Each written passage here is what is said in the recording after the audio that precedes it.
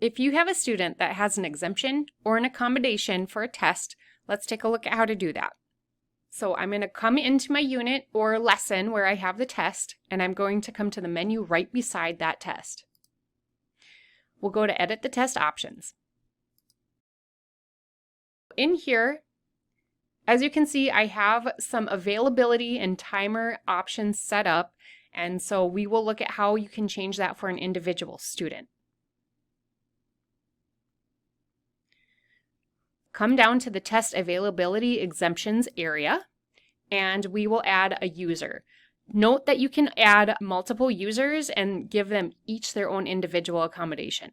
So we'll click this button, Add User or Group, and I'm going to select my test user in this instance and hit Submit. So here we can set up different accommodations, and depending on what I set up here, I can then give this student their individual accommodation. So I can allow multiple attempts for this student, and we'll set it to 3. We can also extend the timer. So my timer up here, if you take a look, is set to 60 minutes. If I need to offer this student double the time, we can do that by adding 120 minutes. We can also uncheck Auto Submit so that the student isn't forced to submit this once they're done.